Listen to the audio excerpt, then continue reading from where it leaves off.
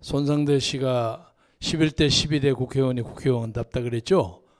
큰일 났네. 나는 15대 16대를 했는데 반갑습니다. 동포 여러분. 우선은 코로나가 판을 치고 있는데 몇 명이 매일 확진됐느냐 안 되느냐 하는 걸 가지고 화제를 삼고 있는데, 그 사이에서 말없이 세상을 떠나는 사람들에게 대해서는 우리가 전혀 아무 말도 못해요. 돌아가시면 임종도 못할 뿐만 아니라 그냥 데리고 가서 그냥 화장시켜버리고 나중에 그냥 가족에게 알리는 이런 비극을, 이런 엄청난 비극의 근본적인 원인이 누군가 하는 것을 우리가 생각해 보아야 합니다. 이것 때문에 고난당하는 많은 사람들에게 비록 말씀으로나마 한없이 안타까움과 조문과 위로의 말씀을 올립니다. 조금 있다가 이동욱 박사가 오실 겁니다. 경기도 의사회 회장, 아주 전문가신데, 아까 여러분들이 광화문 집회에 대한 얘기를 하셨어요. 광화문 집회는 이렇습니다. 광화문 집회를 하고 난 다음에 문재인 정부가 저 사람들이 코로나를 전파시키는 주범이다 하고 난리를 쳐가지고 각 통신사에 GPS를 내놔라고 강요해가지고 3만여 명의 사람들을 전화를 번호갖고 일부러 전화를 전부 걸었어요. 당신들 조사 안 하면 가만 안 둔다. 그래서 이 양반들이 엉뚱하게 불안하면서 쫓아갔어요. 그래서 공개적으로 나온 것이 33,680명을 조사했습니다. 그 중에 양성 판정을 받은 사람이 305명입니다. 0.9%입니다. 일반적으로 100명을 지나가는 사람 100명을 조사하면 1명 정도는 양성이 나오는 게 일반적인 현상입니다. 그걸 가지고 그냥 광화문 집회나 정광훈 목사한테 뒤집어 씌우려다가 요새 뽀록이 다 났죠. 거짓말이 됐어요. 그리고 광화문 집회하는 사람들, 살인자로 몰았던 사람은 어디 도망가고 꼬리도 보이지 않게 다 도망가 버렸습니다. 가련하고 불쌍한 사람들입니다. 이제 제가 보기에는 방금 직전에도 박찬정 의원이 말씀하셨습니다마는 시대가 변한 것 같습니다. 이제 우리는 새로운 시대를 준비해야 합니다. 제가 지난 1, 2주 동안에 국민의힘 사람들과 국민의당 사람들을 여러 사람을 접촉해서 다 합해가지고 야권의 시정을 이겨야 되는 거 아니냐 하는 것에 대해서 여러 가지 의견을 교환했는데 아직 이게 안 맞아요. 특히 국민의힘에서는 여러 사람들이 지금 비상대책위원을 맡고 있는 그 김종인 전 의원, 이 양반이 퇴진하는 것이 표를 더 많이 얻을 수 있는 방법이라고 생각하고 있는데, 제가 당사자 몇 사람들에게 얘기를 했어요. 그 양반 좀 후퇴시키고 하는 것이 더 좋지 않을까? 그러니까 그 중에 중요한 사람들이, 그러면 대안이 뭐요? 대안은 거기에 있는 어떤 사람들에게 직무대행을 시켜라. 4월 7일까지 갈 것이 아니라 직무대행을 사전에 시키면 그 양반의 이미지를 일단 빼면 국민의힘이 훨씬 탄력을 받을 것이다. 안 됩니다. 왜 안 돼? 그 양반이 나가면서 침 뱉고 나가면 그거 수습하느라고 곤란합니다. 아니, 김종인 씨가 침 뱉고 나갈 만한 무슨 건이 있어? 그건 얘기 못 합니다. 그러니까 나갔을 경우에 무슨 딴소리를 하는 것에 대해서 국민의힘 사람들이 약점을 잡히고 있는지 좀 걱정이 돼요. 그래서 이 문제에 대해서 제가 공개적으로 국민 앞에서 보고드립니다. 국민의힘은 정신을 차려라. 그리고 안철수 쪽에도 제가 몇 번 접촉을 했는데 이 양반들이 자신만만하더라고요. 아니, 떡줄 사람은 물어도 안 보고 우리대로 들어오라 그래요? 뭐 큰 소리 빵빵 치더라고. 그래서 이러다가 정말 단일화 안 되겠구나. 단일화 안 되는 건 두 사람들이 기득권을 양보하지 않기 위해서 싸움을 하다가 단일화 안 될 수도 있고, 그 사이에 정부의 분열 공작이 있을 수 있습니다. 그래서 저희들은 제 생각은 어떤 사람이든 간에 하나를 되면 우리가 이길 수 있다고 생각합니다. 그러니까 가장 표를 많이 딸 수 있는 사람, 그 다음 사람이라고 할지라도 좌우당 간에 두 사람 중에 하나만 단일화 되면 이긴다고 생각하는데 이 둘이가 다 나오면 죽는다고 생각해요. 그래서 우리 국민들이 후보 단일화를 위해서 여러 가지 각종 선의의 압력을 행사하는 것이 중요하다. 이 말씀을 꼭 오늘 이 자리에서 드리고 싶고, 박근혜 대통령 사면에 대해서도 몇 분이 얘기하신 걸로 들었습니다. 저는 박근혜 대통령의 마지막 청와대 홍보특별보좌관을 했습니다. 그래서 마지막까지 그분하고는 소통을 할 수 있는 많은 기회가 있었는데, 저는 개인적으로 국민 여러분들이 100% 지지 않을 수도 있습니다만 개인적으로 박근혜 정권이 흠결이 있기는 했지만은 그러나 탄핵을 당할 만큼 잘못했다고 생각하지 않습니다. 그래서 탄핵반대 집회가 어떤 사람의 댓글에서 제가 찾아냈는데 2016년 11월 19일 서울역 집회가 최초의 집회입니다. 그때 사회 보셨던가요? 그런데 어떤 이야기꾼이라는 댓글군이 당신 그때 연설한 거 내가 들었어 하는 댓글을 붙였더라고요. 제가 거기서 무슨 발언한 걸 가지고 문재인 정부가 2년 반 동안 저를 끌고 다녔습니다. 그런데 발언이라는 게 아주 간단한 발언이에요. 예를 들면 지금 저 기다리고 있는 이 주옥순 동지를 박근혜 대통령이라고 생각하고 여기에 있는 손상대 사회를 노무현이라고 생각하면 제가 노무현 대통령이 벌였던 일을 예를 들면서 그 비슷한 것을 주옥순 동지도 했다. 그러니까 보통 대통령들이 임기 말기에는 자기 이름을 좀 올리기 위해서 무슨 뭘 하나 만들어요. 이명박 대통령도 미소재단이라는 걸 만들어서 2조를 걷었어요. 2조.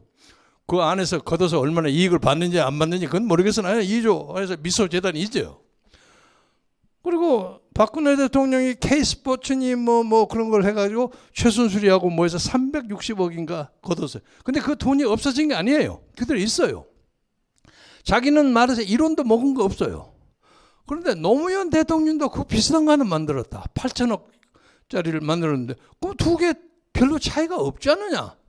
요 얘기를 한 겁니다.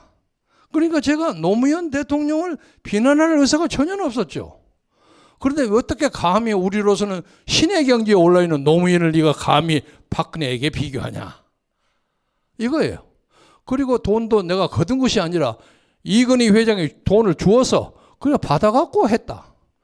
그런데 그때 당시에 여러분들이 신문을 보시면 아시겠지만 그냥 그 돈을 받아가지고 노무현 대통령이 좋아서 막 표정 관리를 하면서 아 이걸 가지고 국무총리에게 특별 명령을 내려서 무슨 코미디를 만들어라 하고 특별 그 지시를 했어요. 근데 그때 공교롭게 사라져버린 사람 다시 얘기하기 그렇습니다. 당시 이해찬 총리가 골프 잘못 치다가 쫓겨났어요. 그래서 그 다음에 한명숙 총리가 와서 그걸 만들었어요. 그래서 삼성 무슨 재단 이러고 만들었는데 거기에 이제 한명숙 팀들이 많이 들어갔을 거 아닙니까? 그러니까 거기에 이사들이 전부 그 친한명숙 계통 사람들이 만들어가지고 이게 완전히 노무현 대통령의 모짜리 비슷하게 됐어요. 그러니까 모짜리라는 게 그런 거 있죠. 모짜리 만들어 놓고 고기 갖다 썩 집어넣어갖고 슬슬 낚시해서 하나서 건지는 것처럼 박원순 시장도 7천만 원 받고 뭐 다 그렇게 해가지고 월간조선의 보도에 의하면 한 1, 2년 동안에 37억인가 돈을 걷었어요. 그 사람들이 해먹었어요. 그런데 이명관 정부로 바뀌니까 그것이 놓쳐버린 거예요. 다시 이제 삼성 쪽으로 와버린 거예요. 제가 엊그제도 그 말씀 드렸습니다만 그것 때문에 이 문재인 정권 쪽이 삼성을 밉게 생각한 것 같아요. 돈을 주는 척하다 뺏어가 버렸단 말이에요. 그런데 하여간 제가 그 8천억을 얘기했다는 것 때문에 2년 반 동안 제가 끌어가지고 지금도 집행유예 아직 한두 달 남았습니다. 그래서 우리 태극기 세력 중에 특히 우리 정광훈 목사님이 저들 시장에 나가라고 난리 법석이에요. 아니 제가 그 집행유예 걸려서 못 나갑니다. 아니 집행유예 그것을 대통령에게 사면을 요구해라는 거야. 어? 박근혜도 사면하니까 당신은 박근혜와 같은 거 아니냐 이거야. 사면해갖고 나가서 한번 해라 이거예요. 아이 뭐 그렇게까지 할 거 없고 사양 중입니다. 제가 이 말씀을 드리는 것은 박근혜 대통령과 이명박 대통령을 사면한다는 것은 이낙연과 문재인이가 이미 다 짜고 하는 겁니다. 그건 뭐 어떻게 감히 대통령의 고유의 권한을 네가 건드느냐, 그거 아니에요. 이미 짜고 한번 던져봐라 해서 한 겁니다. 그런데 아마 이런저런 얘기를 듣고 보면 이 박근혜 대통령 하나만 하고 그 다음에는 조금 있다가 이명박을 형집행정지 뭐 이런 식으로 또 할 겁니다.